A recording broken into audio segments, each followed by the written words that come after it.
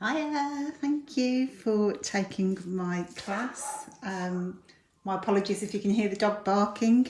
As soon as I pressed record, he started barking. How's that? I just wanted to maybe make some explanation about my two layouts that I've created using the Heidi Swap Color Fresh papers.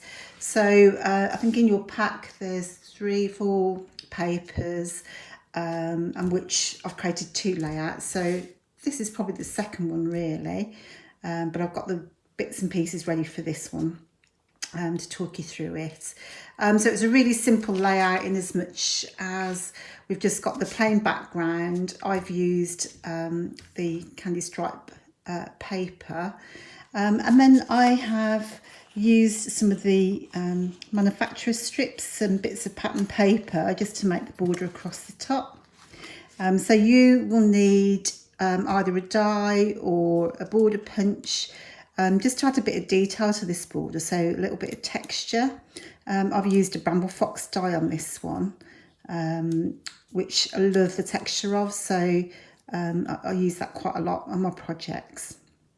But it just is a little, nothing more than texture. So there is a similar border punch that's slightly bigger.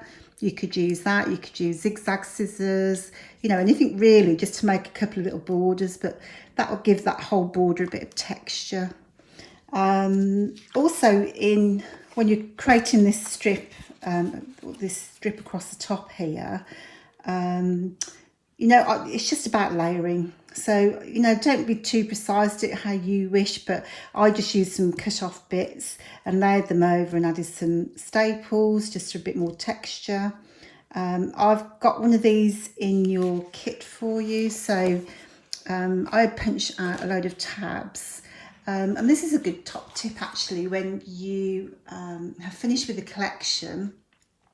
I get out my punches, so it might be a circle punch or a tab punch, and I'll just punch a bunch of, out of the scrap paper, and then I can throw that away because otherwise I just hoard bits of scrap paper.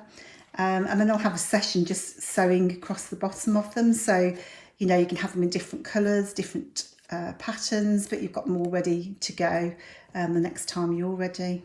So that's a really good top tip, but I've done all those and put one of those in your kit for you. I do love tags. As you know my work, I'm always making tags and using tags on the layout.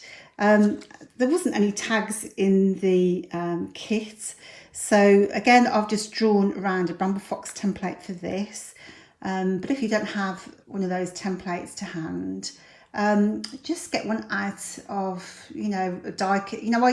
The shipping labels, I always keep shipping labels around, and I'll just draw around those generally, or if they're not the right shape and size, I will just use the angles off the corner and line it all up. So maybe I'll show you that in a second, but you just need to secure that in place with a little paper clip that's provided. But in particular I wanted to just show you this element here. I just added a bit of texture to the background using a trusty old method, which I'm sure I'll be teaching you to suck eggs here, but I've just used some Distress Oxide inks, picked raspberry and black soot. But if you've got the Distress inks, that will work equally as well. It doesn't have to be the oxide. And all I'm going to do then, and practice on a bit of spare paper on the back of your layout first, is I'm going to take the pencil with a rubber, and I'm just going to twist it round. I say have a bit of practice, and then you're just going to stamp onto your page like so. And as you're stamping, you're going to twist it slightly. So if you want nice neat circles like this, make sure it's really nicely loaded, and then give it a bit of a twist and you'll get a nice deep circle. You could be a little bit more free with it, so it's a little bit messy, as I've done. So if you are going to stamp a couple of times with the same one, kind of make it random, so some of them are dark and then some of them are a bit lighter, just so you've got a bit of variety. You don't want too many, and then you can repeat the same exercise then with black soot. And it was really just to add a bit of detail to that edge. It's always quite tricky when you're you know, making a class that there's only a certain budget for a class, but you kind of want to do what you normally do, and you use a million different things on a layout. Well, I certainly do. So it's trying to come up with things that we can adapt easily to support so many people.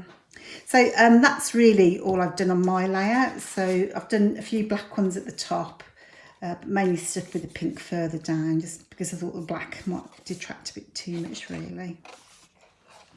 So that's the technique on there. So the only other things to note about really then is included in your kit are some printed ephemera pieces that you'll just need to cut out and punch a hole in, and I'll do like these swirly bits around. So that's layout 1. I'll just set up the second one. Hi there, I'm back now with the second layout. So again, in the Heidi Swap pack that you receive was this really lush pattern paper. Name escapes me for the minute, but it's just normal, you know, horizontal stripes.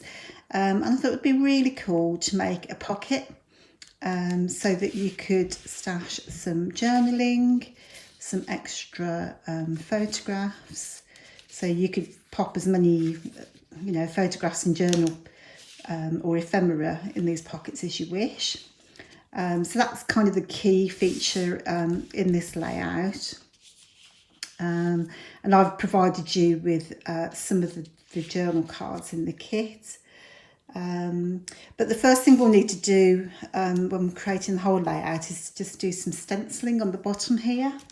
And again, I'm just going to show you how I do that, just so for your information. So I've used picked fresh raspberry, but any kind of pink would be great, something a bit tone on tone. So in your pack you've got some sequin waste. I haven't used this for quite a while, but this is a great stencil, and then it has the added bonus of being able to use it as well. So I am using a sponge applicator, but you might have one of the round ones like the Tim Holtz ones, or the cut and dry foam. Any of those would be great. And the key thing is to keep your stencil vertical on your page, because it would look a bit odd if it's a bit wonky. So try and keep it vertical. I tend to use a bit of scratch paper to dab off the excess, but that's entirely up to you, whatever your best method is. And I'm just going to lightly just sponge the picked raspberry through. You kind of want to keep your edges soft, so you know, don't go right up to the edge. You can see you've got nice soft edges there. You're going to need to relay that. So if your photo's here, you're going to relay that. You could go to the effort of lining that up over the previous one. But anyway, you're going to carry on stenciling, and however dark or light you want, that's up to you. That's a personal preference. I tend to like it quite light, just so it remains in the background. So once you've done the stenciling here, you can take your sequin waste.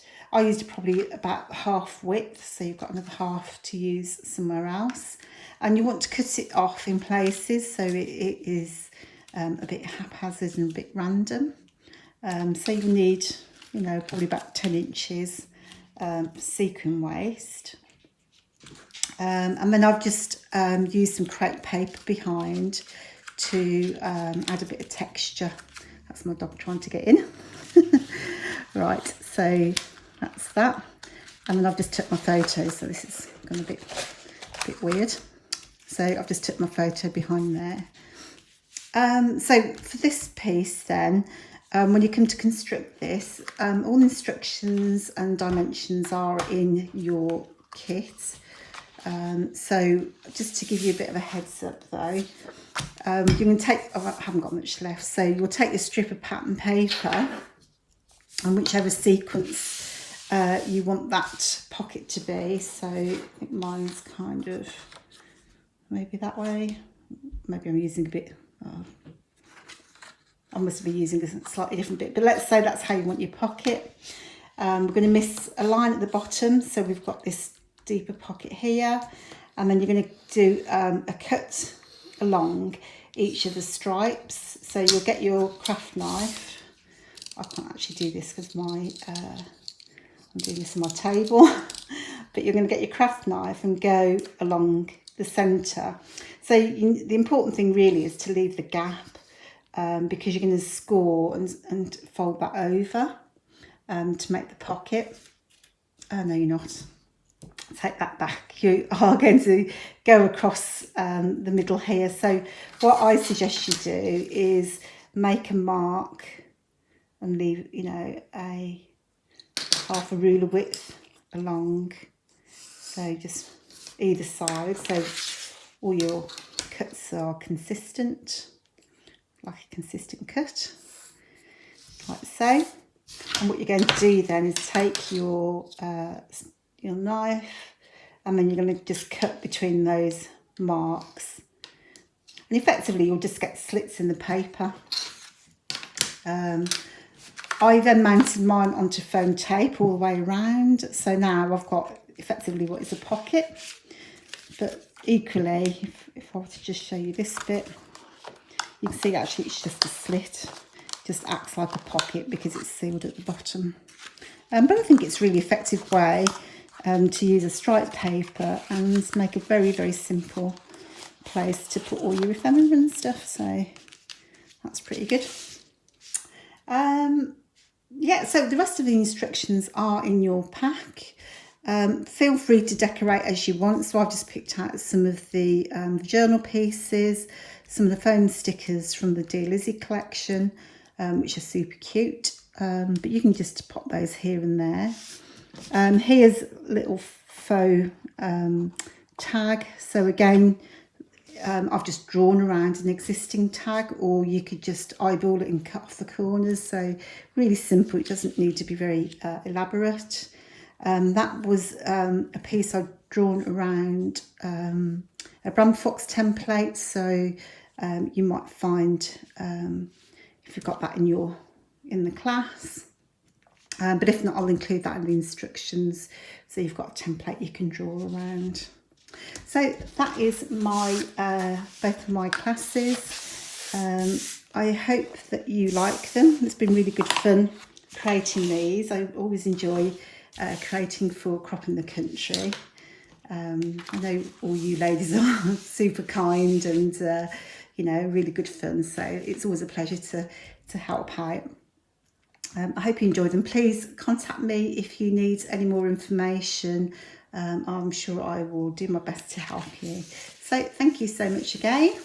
I'll leave you with the layouts and look forward to seeing you soon. Take care. Bye.